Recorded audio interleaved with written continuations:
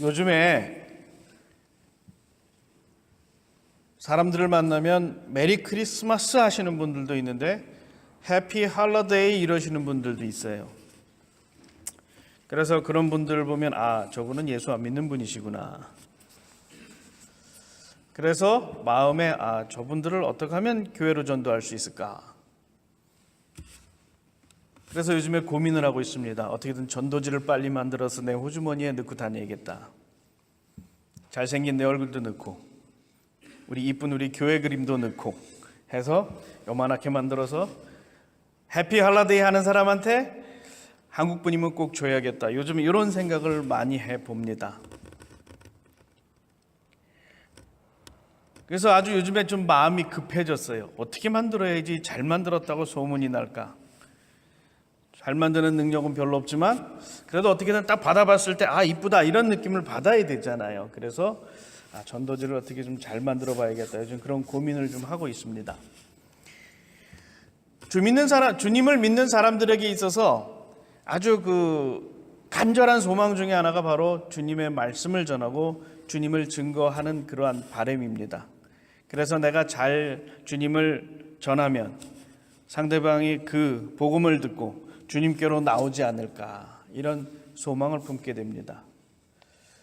그래서 우리는 전도지를 만들거나 아니면 또 전도를 하기 위한 여러 가지 프로그램을 만들 때 항상 나를 먼저 생각하는 게 아니라 그 전도지를 받을 분, 또 아니면 그 전도하는 대상, 그 사람들을 먼저 생각합니다. 어느 목사님께서는 전도지를 만드시는데 한글, 영어, 그리고 스페니쉬까지 3가지를 준비하세요. 대단하죠, 그렇죠? 왜 그럴까요? LA 사시니까. LA에 사시다 보니까 한국 사람한테도 전해야 되겠고 미국 사람한테도 전해야겠고 그리고 우리 멕시칸이나 또는 히스패닉 사람들한테도 전해야겠어요. 그러니까 간절한 마음이 있으니까 그렇게 여러 나라 말로 전도지를 준비하는 거예요. 그래서 호주머니에 넣고 가시다가 갑자기 전도하고 싶으면 꺼낸대요. 그러면 이제 영어로 하면 영어로 대답 딱 해서 통하면 영어 주고, 한국분 같은데 한국말로 하는데 안 통하면 어느 나라 분이냐고 물어봐서 중국 분이라 그러면 I'm sorry, I don't have a Chinese version 이러면서 영어로 주고, 그 다음에 영어 잘 안 통하는 분들은 뭘 줘요? 스페니쉬로 된 거 주고. 그렇게 주님을 전한답니다. LA에 살다 보니까 전도지도 3종류가 나와요. 이것처럼 하나님의 말씀을 전하는 사람들은 그 상대방에 따라서 자세가 달라지고 그리고 준비하는 게 달라집니다. 우리가 읽은 오늘 본문의 말씀을 보면 주님께서 이 땅에 오셨다라는 성탄의 이야기를 담고 있습니다. 성탄의 이야기가 성경에 2군데가 나옵니다. 복음서는 4개인데 2군데가 나와요. 마태복음과 누가복음에 나옵니다. 그리고 예수님의 오심에 대해서 요한복음은 아주 철학적으로 표현을 해줍니다. 그래서 주님이 오셨고 우리 가운데 구세주로 임하셨고 하나님의 평화를 선포하셨다라는 그러한 이야기는 다 담겨 있는데 조금씩 다릅니다. 왜 그럴까요? 그것은 예수님에 대해서 소개받는 사람들, 즉 그들이 주님의 말씀을 전하고 싶어하는 사람들이 다르기 때문이에요. 마태복음에서는 주님께서 어떠한 모습으로 오시냐면 왕으로 오셔요. 그래서 그 당시에 이 세상적인 군주였던 헤롯은 예수님이 가장 큰 라이벌이었기 때문에 제거하려고 합니다. 그럼에도 불구하고 이방에 있던 지혜자들이 와서 예수님을 왕으로 어떻게 해요? 경배합니다. 그래서 마태복음 기자들은 예수님이 어떤 분이냐? 왕이신 분이고 모세처럼 위대한 지도자고, 아니 심지어 모세보다 더 뛰어난 법의 완성자 되신다라고 선포를 합니다.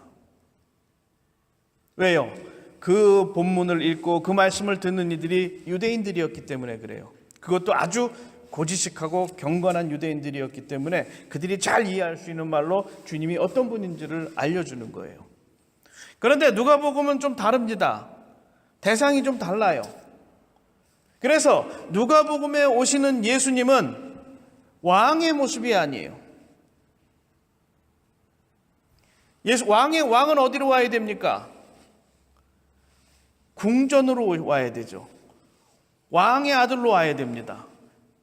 그래서 마태복음에 보면 예수님께서 나신 곳이 집이라 그랬어요. 그런데 누가복음은 아니에요. 구유가 있는 곳이에요. 머리를 둘 곳이 없어서 구유에 누일 수밖에 없었던 분이 바로 예수님이라는 거예요. 누가복음에서 주님이 어떤 분인가 선포하고 싶었을 때에 누가복음의 대상자들은 바로 그러한 사람들이었습니다. 이 땅 위에서 무시당하고 이 땅 위에서 멸시당하고 자신의 머리 둘 곳 없이 고통당하고 있는 사람들이 누가복음의 대상이었어요. 그래서 이렇게 말하는 겁니다.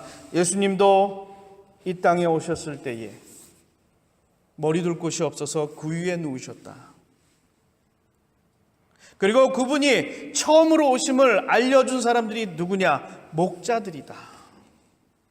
목자들은 어떤 사람들입니까? 목자들도 집안에서 머리를 두는 사람들이 아니에요. 돌아다니면서 그저 그냥 좀 편안한 곳 있으면 거기에 대충 이렇게 비계 비슷하게 이렇게 만들어서 그냥 머리 대고, 그리고 천막 안으로도 웬만하면 못 들어가요. 왜 그래요? 혹시 무슨 맹수가 공격하지 않을까? 혹시 도둑놈들이 뛰어와서 훔쳐가지 않을까 해서 잘 보이는 곳에 거의 노숙을 합니다. 그러한 사람들이 목자예요. 하나님께서 왜 목자들을 처음으로 복음의 증거자, 표적을 받는 첫 번째 사람들로 선택했을까? 그것은 바로 그들이 참으로 멸시당하고 어려움 당하고 힘든 사람이기 때문에 그래요. 예수님 시대의 목자들을 보면 인정받는 사람들이 아닙니다.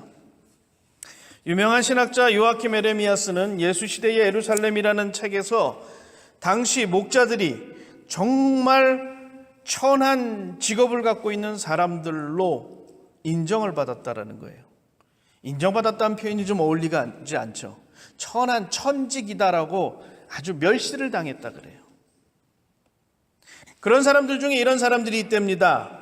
낙타몰이꾼, 당나귀몰이꾼, 마부, 뱃사공, 푸죽간 주인. 그런데 재밌는 게요, 여기 의사도 포함되어 있대요. 예수님 시대의 의사는 그렇게 인정을 많이 받는 직업이 아니었나 봐요. 아주 천한 직업이었대요.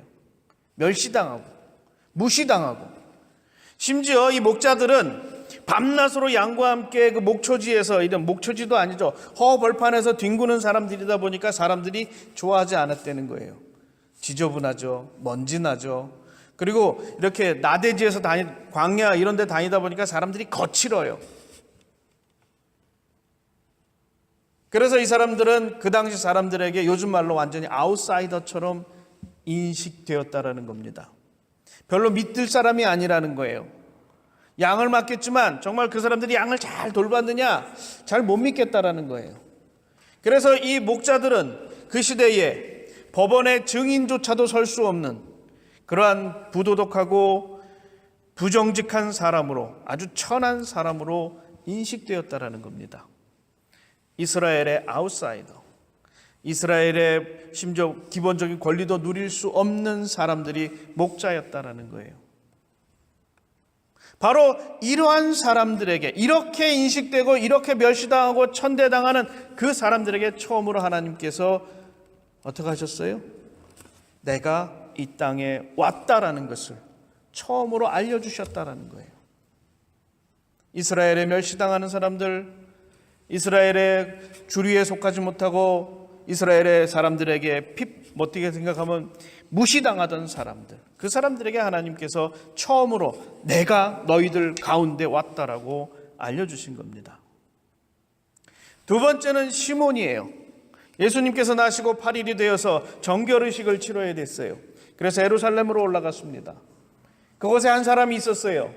경건한 이스라엘인, 경건한 유대인 시몬이 정말 하나님께 기도하며 주님이 오심을 기다리고 있었고 하나님의 위로를 위해서 간절히 기도하던 사람이었습니다.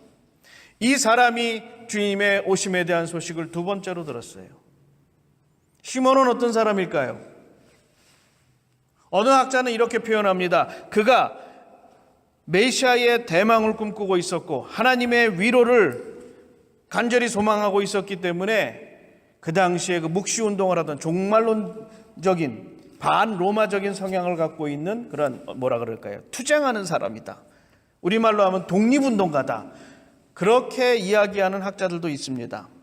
일면 맞는 부분도 있는 것 같아요. 왜냐하면 그 당시에 독립운동하는 사람들의 특징이 뭐냐면 하나님께서 천군 천사를 보내시어서 이 땅에 불의한 세력, 이스라엘 민족을 억압하고 이스라엘 민족을 핍박하고 이스라엘 민족을 약탈하는 사람들을 하나님께서 다 내어 쫓으시고 예루살렘 성전 시온산에서 하나님이 내려오셔서 이 땅을 다스릴 것이다.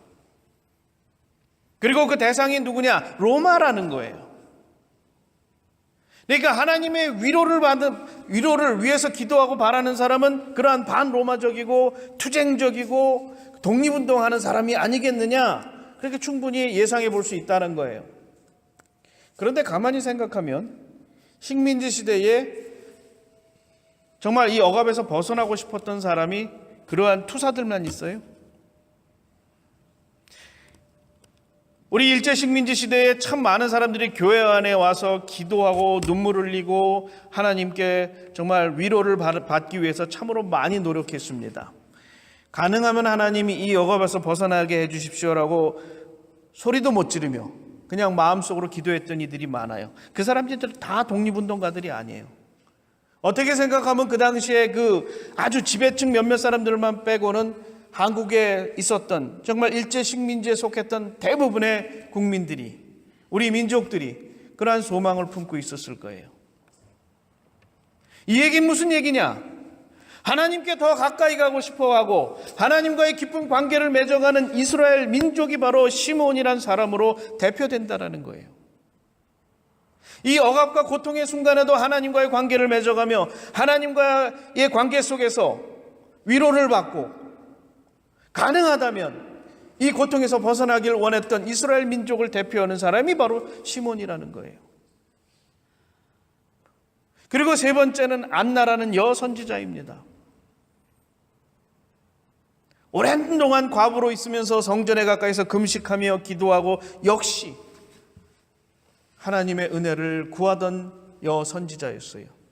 그리고 그분이 주님을 만납니다. 이분을 보면 이런 분이에요. 오랜 동안 기도하는 분이었고 과부였습니다. 과부는 그 시대에 가장 많이 고생하는 사람 중에 하나예요. 보호받지 못하고. 그래서 성경에서는 과부와 고아를 돌보라고 하나님께서 이스라엘 민족에게 명령했어요. 가장 어렵게 사는 사람이라는 거예요. 주님께서 바로 그러한 사람에게 오셨다라는 거예요. 바로 그 사람에게 무엇을 선포했느냐? 평화를 선포하셨고 위로를 선포하셨다라는 겁니다. 그리고 더욱더 놀라운 것은 그 말씀을 가만히 보면 누구에게 먼저 그 하나님의 복음이 선포되었느냐? 첫째는 이방인이라는 거예요. 주님께서 이방의 빛으로 오셨고 그리고 이스라엘에게 위로로 오셨고 평화로 오셨다라는 거예요. 만민이 예수 그리스도를 통해서 구원을 받을 것이다라고 지금 시온의 입을 통해서 증언하고 있는 겁니다.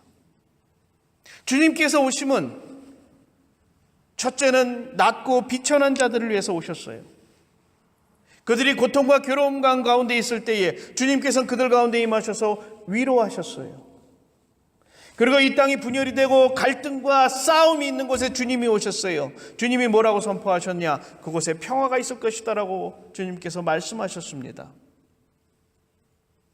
주님이 거하시고 성령이 거하시고 하나님의 말씀이 거하는 곳은 평화가 이루어진 곳이에요. 그 안에서 미움과 다툼과 갈등과 분열이 일어날 수가 없어요. 왜? 주님께서 그것을 원하시기 때문에 그렇습니다. 자기가 낮아지고 자기가 겸비하여지고 섬기는 자가 되면 그곳에서는 화평과 평화가 이루어진다는 거예요. 그리고 고통받는 이들이 그곳에 오면 위로받고 힘을 얻게 된다는 겁니다. 그것이 바로 주님께서 오시면서 가장 비천한 자 목자들에게 그 자신의 오심을 이야기하였고 이스라엘 모든 이들을 대표할 만한 시몬에게 주님의 오심을 알렸고 그리고 세상 속에서 참으로 고생하고 어려움 당하는 안나에게 오셔서 주님의 평안과 위로를 전하였던 것입니다. 여러분, 주님의 오심의 사건은 바로 그런 것입니다. 우리에게 구원이 선포되어지고 고통받는 우리에게 위로가 선포되어지고 그리고 우리 공동체 안에 평화가 선포되어지는 것이 바로 주님의 오심의 사건입니다. 그러기에 주님의 오심의 사건은 2000년 전에 한 번 일어난 사건이 아니라 계속해서 주님의 공동체인 주님의 몸인 교회 안에서 지금도 일어나고 있다는 거예요. 여러분, 우리가 주님 앞에 나올 때 어떤 모습으로 나옵니까? 어느 때는 참 기분 좋게 나와요.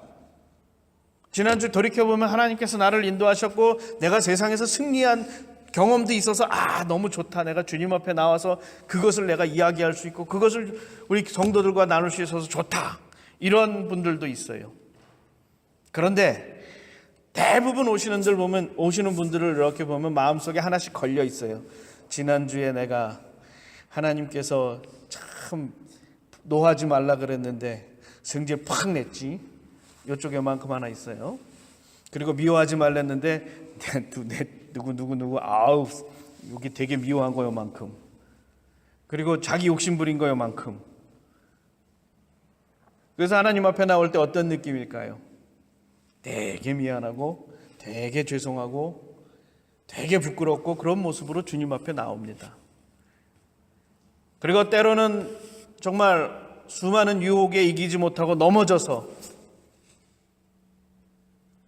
그리고 다른 이들에게 억압받고 고통당하고 멸시당하고 조롱당해서 주님 앞에 나올 때 큰 상처를 입고 나오는 이들도 있어요.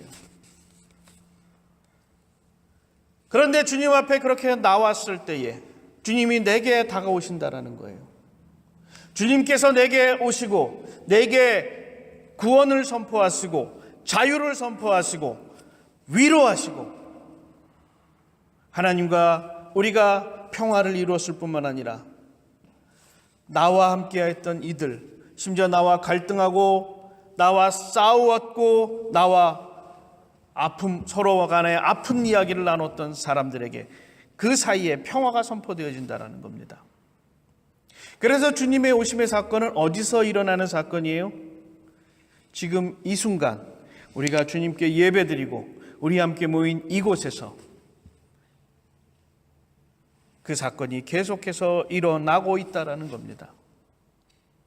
그래서 성도에게는 12월 25일이 메리 크리스마스임과 동시에 매 순간순간이 주님이 오시는 메리 크리스마스가 될 수 있는 겁니다. 여러분, 얼마나 기쁘세요? 주님이 우리 가운데 오시고 주님께서 나를 위로하시고 나에게 힘주시고 그리고 또한 나와 하나님 간의 화평을 선포하시고 또한 나와 내 이웃 간의 평화를 선포하셨다. 크리스마스는 바로 그런 날입니다. 주님께서 지금 이 순간 여러분 마음속에서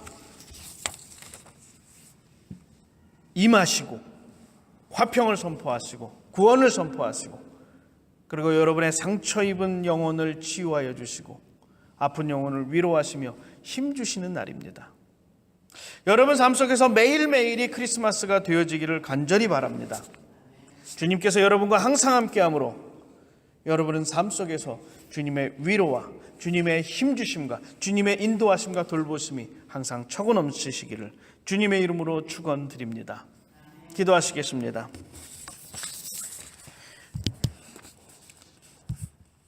사랑이 많으신